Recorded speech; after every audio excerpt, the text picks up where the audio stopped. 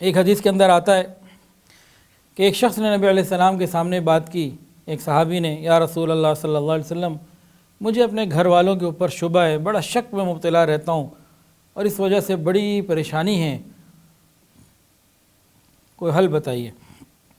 تو نبی علیہ الصلوۃ والسلام نے ارشاد فرمایا، تم لوگوں کی عورتوں کے ساتھ پرہیزگاری کا معاملہ کرو، لوگ تمہاری عورتوں کے ساتھ پرہیزگاری کا معاملہ کریں گے۔ تم لوگوں کی عورتوں کے بارے میں پاک دامن رہو، لوگ تمہاری عورتوں کے بارے میں پاک دامن رہیں گے۔ آقا علیہ الصلوۃ والسلام نے ایک اصول بتا دیا کہ عدلے کا بدلہ ہوتا ہے۔ اگر ہم چاہتے ہیں کہ ہماری عورتیں پاک دامن رہیں، پھر ہمیں پاک دامن رہنا ہوگا، پھر ہمیں اپنے موبائل کا، انٹرنیٹ کا، تنہائیوں کا استعمال، اپنی زبان کا استعمال، اپنی محفلوں کا چناؤ پاک دامنی کو سامنے رکھتے ہوئے کرنا ہوگا۔ بس جو شخص دوسروں کی عزت برباد کرے گا، پھر دوسرے اس کی عزتوں کو برباد کریں گے۔ یہ قرض ہے، زنا ایک قرض ہے جو لیا جائے گا۔ امام شافعی رحمۃ اللہ علیہ فرماتے ہیں، پاک دامن رہو، تمہاری عورتیں پاک دامن رہیں گی، اور بچو اس سے جو مسلمان کی شان کے لائق ہی نہیں، یعنی زنا سے۔ پھر فرمایا، بے شک زنا قرض ہے، اگر تو نے یہ قرض لے لیا تو تیری ہی گھر والوں سے ادائیگی کروائی جائے گی، اور جان لے اس بات کو، جو زنا کرے گا اس سے زنا کیا جائے گا، اگرچہ اس کے گھر کی دیواروں سے کیا جائے۔ اے شخص اگر عقل مند ہے تو اس کو جان لے، سمجھ لے۔ تفسیر روح البیان، اس میں ایک واقعہ لکھا ہوا ہے کہ بخارا شہر میں ایک جیولر کی دکان تھی، اور اس کی بیوی، وہ ایک اپنی زندگی گزار رہے تھے۔ ان کے گھر میں کوئی کام والا آتا تھا، جیسے پانی دینے والا یا سبزی والا، اس طرح سے کوئی آتا تھا، اور برسوں سے آ رہا تھا، 20-30 سال سے آ رہا تھا، گویا بچپن سے آ رہا تھا۔ ایک دن یہ جیولر اپنی دکان بند کر کے جب گھر پہنچا تو دیکھا کہ سامنے بیوی بیٹھی ہے اور رو رہی ہے۔ میں نے پوچھا، بھی خیریت ہے، کیوں روتی ہو؟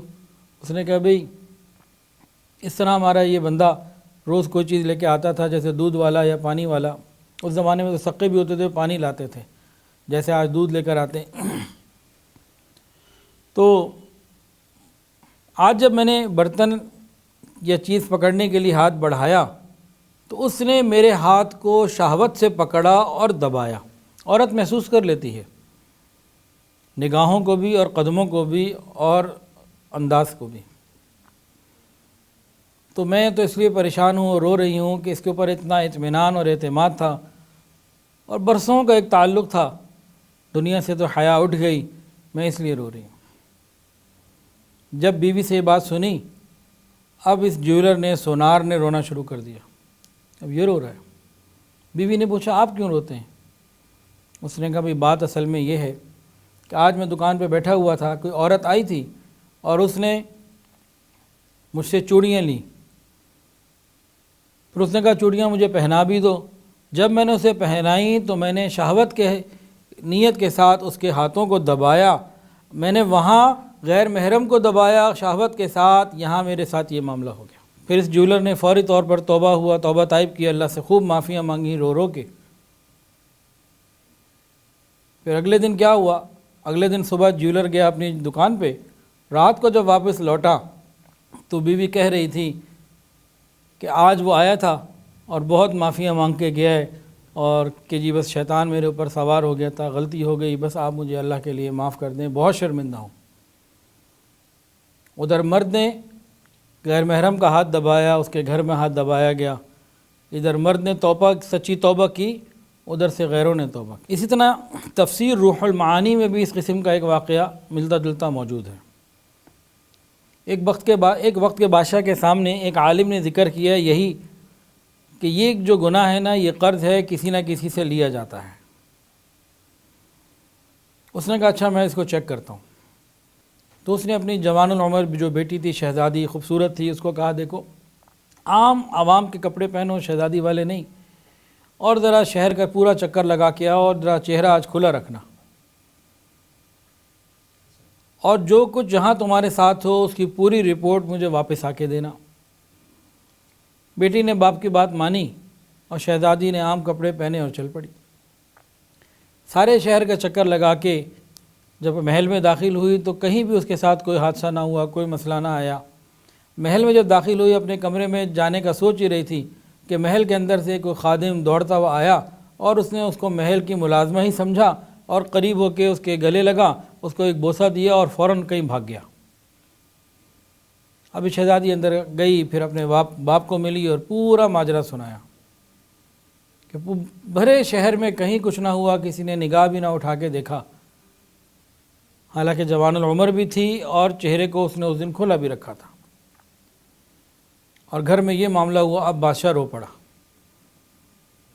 پھر بادشاہ نے ان عالم کو بتایا کہ یہ بات صحیح ہے، میں نے اس کا تجربہ کر لیا ہے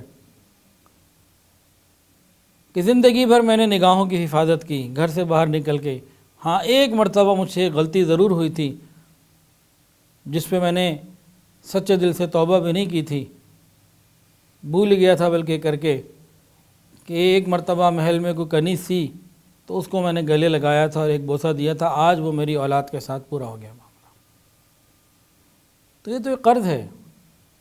نبی علیہ السلام نے فرمایا تم پاک دامن رہو گے، دوسروں کی عورتوں سے محفوظ رہو گے، ان کو اپنے سے محفوظ رکھو گے، تمہاری عورتیں بھی محفوظ رہیں گی۔ تو عدلے کا بدلہ ہے، ٹیٹ فار ٹیٹ ہے، جیسی کرنی ویسی بھرنی۔ رہ گئی بات اگر کسی سے کوئی غلطی ہو چکی ہے تو اس کے لیے توبہ کا دروازہ کھولا ہے۔ انسان دنیا میں سچی پکی توبہ کرے، آئندہ نیکی تقوی کی پرہیزگاری کی زندگی گزارے تاکہ دنیا میں قصاص یعنی بدلے سے بچے اور آخرت میں عذاب سے بچے۔ پاک دامنی اللہ رب العزت کو اتنی پسند ہے کہ قیامت کے دن عرش کے علاوہ کوئی سایہ نہ ہوگا، نفسا نفسی کا عالم ہوگا، زمین تپ رہی ہوگی، سورج انتہائی قریب ہوگا۔ اس نفسا نفسی کے عالم میں کچھ خوش نصیب ایسے ہیں جنہیں اللہ اپنے عرش کا سایہ عطا فرمائیں گے، اور ان کے اندر ایک ایسا نوجوان بھی ہوگا، ایک ایسی نوجوان عورت بھی ہوگی، ایسا نوجوان مرد بھی ہوگا جن کو کسی نے گناہ کے لیے پکارا ہوگا، دعوت دی ہوگی، ان کو میسج آیا ہوگا، ٹویٹ آیا ہوگا، واٹس ایپ پہ میسج آیا ہوگا، ای میل آئی ہوگی، کال آئی ہوگی، ان کو کسی نہ کسی طریقے سے گناہ کی دعوت ملی ہوگی، اور انہوں نے کہا ہوگا میں اللہ سے ڈرتا ہوں۔ ان خوش نصیب لوگوں کو، ان نوجوان لڑکوں اور لڑکیوں کو قیامت کی اس پریشانی کے عالم میں، غم کے اس دن میں اللہ رب العزت عافیت عطا فرمائیں گے، اپنے عرش کا سایہ عطا فرمائیں گے۔ دنیا پریشان ہوگی، یہ عرش کے سائے کے نیچے پرسکون ہوں گے، مطمئن ہوں گے، سرور کے عالم میں ہوں گے، صرف پاک دامنی کی بنیاد کے اوپر۔ پھر پاک دامنی والے کے لیے جنت کی گارنٹی نبی علیہ السلام نے لی۔ کوئی پاک دامن مرد ہو یا پاک دامن عورت، رسول اللہ صلی اللہ علیہ وسلم جنت کی ضمانت دیتے ہیں۔ فرمایا جو مجھے اپنی رانوں کے درمیان کی چیز اور اپنے جبڑوں کے درمیان کی چیز یعنی زبان اور شرمگاہ کی حفاظت کی ضمانت دے، میں محمد صلی اللہ علیہ وسلم اسے جنت کی ضمانت دیتا ہوں۔ ویڈیو کے نیچے سبسکرائب کے بٹن پہ کلک کریں، بیل کے آئیکن پہ کلک کیجئے تاکہ ہر نئی ویڈیو کی نوٹیفیکیشن آپ کو مل جائے۔